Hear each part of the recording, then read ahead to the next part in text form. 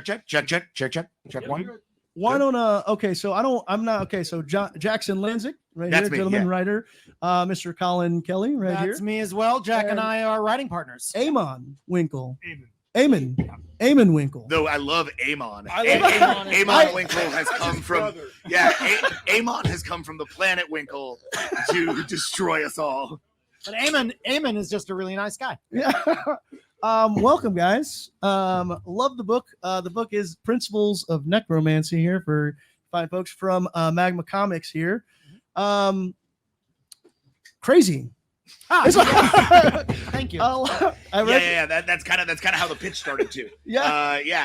They literally so Magma Comics is like a brand new imprint. They just started. It's a bunch of guys from the IDW sort of family, right? So it's Den Tipton, who used to be editor in chief over IDW. It's their old head of marketing. It's their old head of production. It's their old editor in chief. And they all went off to start their own process. And their whole goal was to, by downsizing that and really focus on that team, to make small, interesting, weird comics, to make the kind of comics that don't get out on the shelves as much, especially from indie creators or from creators who haven't done indie in a while. And Collin and I had been at Marvel and DC for the past 7 years. We hadn't done a creator-owned book at all in that time. And we'd been really itching to, and I think Denton knew it. So about a year before we even signed the paperwork on this comic, he came to us and said, I want your weirdest thing. What do you got? What do you got that nobody else? You guys hit it. With the weirdest thing. Yeah. I read this, I think, in the book. You guys were kind of frenemies working alongside each other, and then kind of came together to write this book. Absolutely. Actually, we are so Jack and I have been writing partners for 15 years, and we've been best friends for 20. Yeah. For 1 year before that, we were enemies. But during that time, he and I were coming up with a third friend to Golden Apple Comics, where we are today. This is actually our origin story. And we would buy comic books and yell at each other while eating greasy pizza, and that is where we kind of honed our relationship. So pretty soon after that, we started to realize each other's talent. And then this ding dong became my best friend. And then I stole half his money. And we've been working together ever since. So and what's cool about that is that has now turned into something that you never see in comics, which is a long-standing writing partnership. There really have only been a few in the history of the medium. Mostly this is a single writer medium for both economic and creative as reasons. of now, you guys could be, was it Bob Kane? Thanks. Appreciate it. I appreciate the curse you just laid on us. It's until today it's worked, but now it's all over. But it's been cool because it meant that from time through Star Trek and Captain America and Guardians of the Galaxy and Batman Beyond, and we've gone around the block on a lot of different books, but all of that has been for other people. We can generally talk about that and decide, what does that frame really need? How does that character really function in this context? Whatever. It's all external. Principles was the first time in a long time. Principles and our new book, Whiff Wolf, sort of happened simultaneously. Were us coming in and saying, hey, what does it look like if we call the shots? What does it look like if it's just us and the artist, right? All creating this thing together and all trying to build something that breaks the mold rather than tries to, function interestingly inside of it. And just creates a completely different ecosystem and kind of refreshed our ability to work together. Because I think we have a really good barometer for what is cool for a licensed property. But when it's something that we can create internally, it really gives us a lot of chance to stretch our wings, further. Well, I'm glad you said that too, between you guys and the artist, because I'm so curious on, how does this concept come to be? Because it is, if you guys haven't read the book, it follows. Well, he's not really. he's not really a necromancer. He's like a doctor. He's like a scientist. Yeah, he's a doctor. You want to pitch this comic? Yeah. So, for everyone who hasn't had a chance yet to read it or wants to know more, in a fantasy universe without any magic, doctors are considered wizards. They are to be feared and respected. And this is the story of the youngest of all the doctors, Dr. Jacob Eyes, who is here not just to cure sickness, but to cure death itself. So every issue of Principles of Necromancy follows you into some kind of encounter with Dr. Eyes. Okay. But Eyes is never the lead character. Yeah. He is always a person who is coming into the story, who is affecting change on the story. He is either the character's mentor or the character's protege or the character's doctor or the character's victim or whatever, right? And as we go through it, we're getting to understand this guy better. We're going to get to understand the world better and ideally start to figure out what's behind those weird lenses over his eyes. is. Who is this guy underneath all of the crazy mad science doctor stuff? Yeah. Is he a hero? Is he a villain? Is he a monster? And we're really asking the audience to figure that out. That is what Principles of Necromancy is all about. Yeah, he's a little bit ambiguous with his morals because he kind of asks them very a little bit. Yeah, a little bit. Okay, so when it comes to concept here from writing and then going to art, because the art in the book is stunning and super detailed. Also, I know you guys don't have your colorist with you, but kudos to the colorist as well. Yeah, the colors in the book are stunning and they lend really well to the art. Shout out J Photos, absolutely incredible work, and came in at top speed too. Like it was like immediately started and just made incredible choices from straight away. Yeah, how does that? So how do you guys communicate here? Like, hey, this is what we're thinking, and then you guys have to obviously be in kind of a shared space mentally to properly translate what the idea of the story is, and then obviously throw in your 2 cents. Why don't you take that one, Eamon? Yeah. So we have weekly meetings every week where we'll just kind of touch base and go, hey, what's going on in your brain this time? And it, we'll have the script in front of us and the layouts. That's typically how it starts, going back and forth on ideas. And then it's really just kind of hitting the ground running. The thing that's great is we're very respectful of each other's creativity. In that, it's very back and forth, but we are these guys have given me the freedom of like, whatever you see on the script, go for it. Collin and I are naturally really collaborative people. We don't really believe in the idea of bad ideas, right? Like we sort of believe in the idea that as you stretch an idea and as you pull an idea between different creators, you're going to turn that into something original, and original ideas are the good ideas, right? That's what, especially in comics, which is like punk rock. It's like you're trying to be at the vanguard, so you have to push it further. And I think what we try to do every time we work with an artist is I really do think this is the actual job of a comics writer as opposed to a screenwriter or a novelist or any other kind of dramatic writer that you'll encounter. The real distinction between us is that the primary goal of a comics writer is not simply just to tell a story. It is to inspire an artist to tell a story. It's to inspire the best work out of the artist and hope that what you're pitching, they can beat, right? Like you're trying to let them see what could be, not what you have in your head. And I think it's a common misconception is you end up with comics that are written with the goal of like, oh, well, I really want this to look exactly like it looks like in my mind.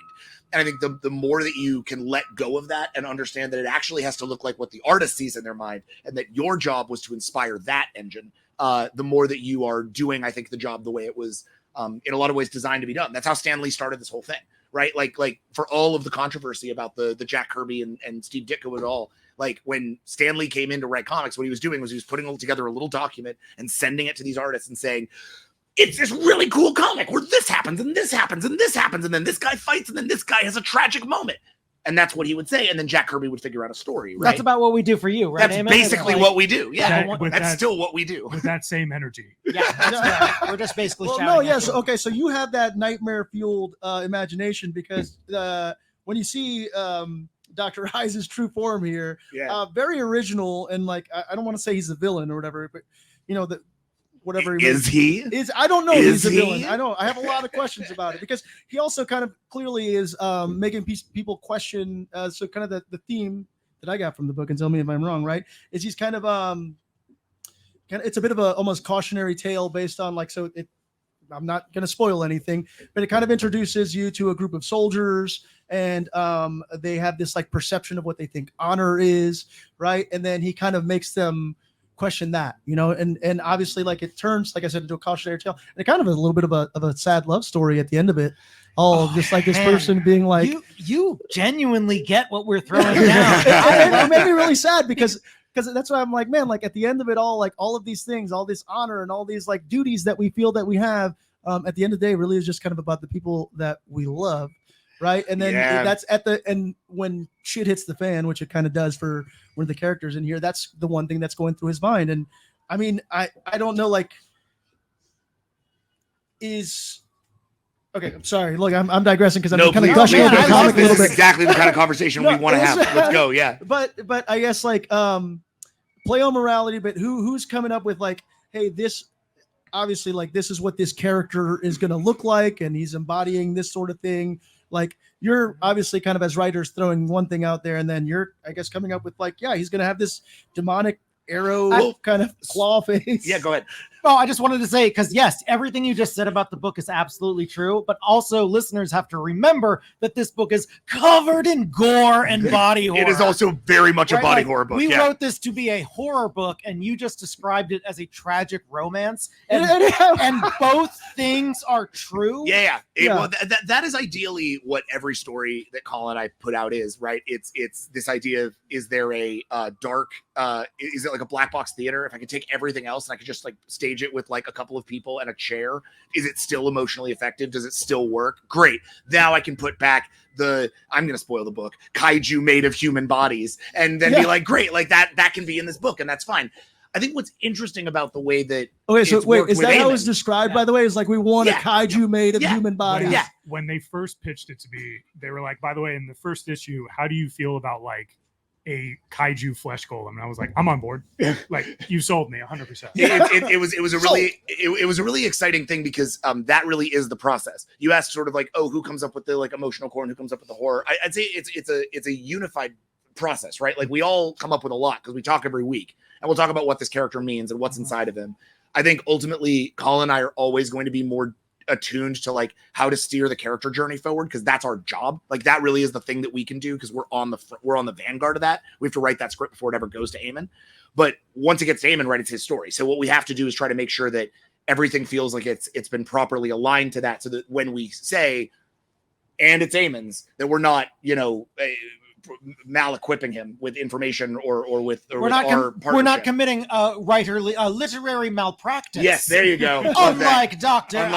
Eyes. Yeah. But I think that's the cool thing. We had this book, we had this character, and we knew we needed a surgical mask of some kind. You brought up the mask, so I'll use that as the example, right? Yeah. We knew we needed Eyes to have some kind of surgical mask, not just because that would be cool and iconic, but because the premise of this book is, what if wizards were doctors? So if you're going to do that, you should really lean into some doctor tropes. And one of them was like, okay, he's going to need some way of dealing with the fact that this is a very unhygienic practice in an unhygienic time, that the rest of our world is like Dark Souls. So when you're like, oh, and then there's this very advanced modern surgeon, you're like, great, well, he's going to need a piece, but he's not going to have a piece that's machine manufactured. They don't have machine manufacturing in this era. They don't have plastics. They don't have any of the things that we think of as like surgical masks. So what's going to go there? And we were sort of like, Eamon, have fun. Like, what is it? This sounds like an Eamon problem. Yeah, is this a bellows? And Eamon literally just produced a sketch sheet of tons and tons of masks. And it was only, I think, by nature of the fact that that one of the only things that is that size enough that you could manufacture it and put it on a thing is a skull, that you ended up with this sort of what seems like a whale skull or something to that effect, that he has been heavily modified, and that has built bellows and filtration systems, which ties into his eyes, allowing him to see through it, even though his eyes are replaced with these lenses, right? That this thing is like his superpower, this mask, and it becomes a symbol of his power. It becomes a symbol of the person he becomes when he's doing surgery.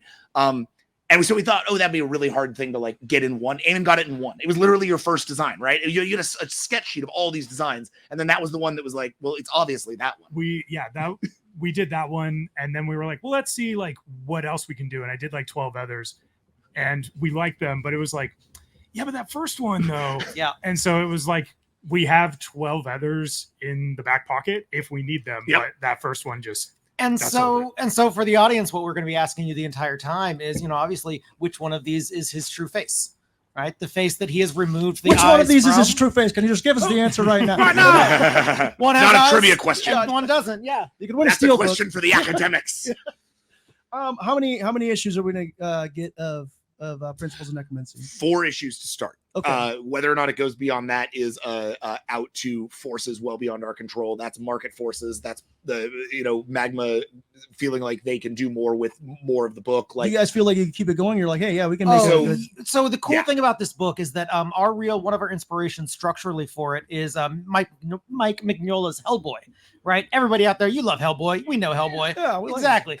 So just talking Hellboy, we all got here. Yeah. So the cool thing about it is those stories can happen at any time. They can be any length. They are not. You do not need to be running them concurrently. Yeah. So we have lots of stories that will follow Jacob Eyes. Right now, the first chapter here, the first story is 4 issues. But we will never be done with this character. One of the great things about creator-owned books is you own this. Yeah. Like, he's not getting away from us, baby. So we're gonna keep tormenting this man with Eamon for as long as we can. If we take a break between issues 4 and 5, hey, so it goes. But we're not done with him. No, not in the least. And again, I think that's it's to the point of structure, right? We were saying every issue you're going to get a sort of different perspective, which means that by the end of that 4, you're going to have collected 4 perspectives. Fantastic.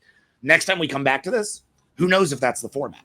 Who knows if we're in Eyes' head next time? Who knows if we're 1,000 years later? Who knows if it's a musical? I don't know. Who knows what it is? And the fact that we're allowed to play with form and function like that, because of the modular nature of the book, it just means that we can come back to it whenever we like. Yeah. It's a blast. Yeah. At the end of the book, kind of Eyes kind of like disappears back into the hedges like Homer Simpson, and like like all the chaos that he caused is just like he literally comes. It's like it's the same exact layout. He comes out of the woods. And at he the goes beginning, back into the woods, and he goes right back into the woods at the end. That's the thing, though. You do not know where he's going next. That's what No, I'm you wondering. don't. So are we going to get because like if anything, what the book did, it opened up a bunch of questions about that character specifically, which, like you said, he will be more in the books. Are we going to get a origin story of kind of a little bit? Issue 2 is going to be as close as we get to that in this series, because you need to understand more about Jacob Eyes to fall in love or learn to hate him. That's what I was wondering. I was wondering if he was going to stay like mysterious. Oh, he's mysterious as hell. He's always going to stay mysterious. We have to. We are baby birding you just a little bit of backstory, a little time at a little time. Even with the amount that we give you in 2, it's probably not going to help you or like satiate you in any way. You're going to go, well, that doesn't help. But like that, I have more questions now. But hopefully it satiates you and makes you hungry, right? That's the goal of a great bit of exposition, is not to answer and close a door, but is to open several more doors that you are happy just opened, right? And that's the goal. I think inevitably in 2, you're going to get a really good, you're going to start to get, if you want to make some assumptions, a really good understanding of Eyes. And if you don't want to make those assumptions, probably not as good an understanding. But the nice thing is issue 3 is going to give you a completely different understanding of him, not necessarily by telling you beat by beat his origin story, but by telling you a part of his origin and then showing you how that has affected him and infected the people around him. And that's actually really, because you're like, oh, more world building. In issue 3, we will introduce everyone, because Dr. Jacob Eyes is the youngest and newest of the attending physicians of the city hospital. Which we established in issue 1 has 20 doctors. There are 20 doctors of the city hospital, and in issue 3, you will meet all of them. Yeah, we were like, hey, Eamon, do you want to maybe draw like a few doctors? And he was like, oops, I drew 19 doctors. They specifically said, like, do not draw all 20. And I was like, so like 15? Like what? And then he's like, once I did 15, I might as well do 19. Yeah. And also some extras. Just to be clear, this is the thing that we did. Like, we did screw up if we wanted him not to, which is that in the script, we got so excited that we also described all 20 doctors. Yeah, we weren't supposed to do that either. Yeah, we were like, well, this one and this one and this one. We should have been like, there are some shadows, and then you see these 3. But instead, we described all 20, so now we have all 20. So whatever, man, we got them all in there. Hell yeah. Kieran Gillen is a big influence on us. So Wickdiv, if you guys know the Wicked and the Divine, part of that, one of the best comics of all time. Part of that is creating a sexy universe of powerful beings that you must know more about. I don't know how many people are going to find Jacob Eyes all sexy. Then. Well, maybe in our universe, replace sexy with horrifying. It's all good. Or as Eamon likes to say, we put the gore in gruesome. Wait, what? That's not right. That's not right. I messed that up. Gorgeous. Gorgeous. There you go. We put the Gru in Minions. Well, thank you guys so much. So if you're not here at Golden Apple Comics, the book is from Magma, right? Principles of Necromancy. Yes. Is there anywhere we can find it if for some reason somebody can't get to their local comic shop, which I always support buying it from your local comic shop? Where can we find Principles of Necromancy, and then where can we find you find gentlemen at? So there's a great website called comicbookdirect.com that operates as a sort of resource for people who don't have a local comic book shop near them. I really recommend going to them. They've been big supporters of Collin and I, and they order all of our books. So I can say fundamentally you can get that book from them because they always shelve us, which I'm just, again, so deeply thankful for them as a retailer who's trying to reach those hard to reach markets. I don't know that there's a digital version out yet. I genuinely, that's a Joel Eled question, and he's not here. So. I know it's coming. Yeah. I've seen that. I don't know when. Yeah. But like, And if you would like to do a Google search for something called Collector's Paradise Signature Series, they will pull that. You're gonna greenlight another retailer while we're at Golden Apple. We'll do it. I love this for us. Hey, we're supporting local comic shops all over. Right? As long as you're going to a retailer, and Golden Apple has a Golden Apple Foundation, which specifically focuses on that. So absolutely. But if you try, you will succeed. Yeah. Look for it. Do a Google search. You'll definitely find content. And as for us on socials, keep your eyes on stuff because we might be shifting it up soon. But you can find me on X at CP Kelly, and you can find me on Twitter at Jackson Lanzing. You can find me on X/Twitter as Can I Get an Eamon? EAMON. Whoop, whoop. All right, well, before we wrap it up, we're going to give away some more of these steel books. I'm going to give away 2 at a time. I got 2. This is a Golden Apple related question for you folks. If you have any knowing of the history of Golden Apple. Okay. What is the name of the Golden Apple's original superhero mascot who currently resides on the back of that door right there? Is it? I know Ryan Storms. I'm going to give this lady a chance to answer it. No, but there is it's an original superhero. It's an original Golden Apple superhero. All right, Storms, who is it? What? Flaxen. Fun fact there. Congrats. Flaxen? It's her. It's actually a her. Like Jackson Flaxen. Jackson Flaxen. All right, one more. And I'm stealing this from Mark and Draco, who did it earlier, but you guys are a new crowd. What was, since this is, Falcon the Winter Soldier, what were the colors of the Falcon's original costume? Colors from Falcon's original. Am I allowed to answer? Hey, if you're not allowed to answer. Yeah. Right. No, it's they were yellow and green, right? Close. And red. Yellow, green, and red. Yeah. Well, it's really more of a green and like a marigold. It was an orange. It was like a gold. It was a green and orange. It was orange. It's just weird. As if I give it away, I'm gonna give this to Jackson. I'm gonna have him give it away because I don't want that pressure anymore. We did. Yeah. Can I keep Falcon the Winter Soldier? I've written more. We've written more Bucky comics than like anyone in the past 4 years. Yeah. Can I take this for myself? But I'll happily. Can I want a Moon Knight? We wrote Moon Knight too. Not really. Well, we did, but we made him a baddie. Yeah. Do you have a Moon Knight trivia? No. Yeah. I should. Who wants a Moon Knight Blu-ray? That's the question. Who wants this? Yeah.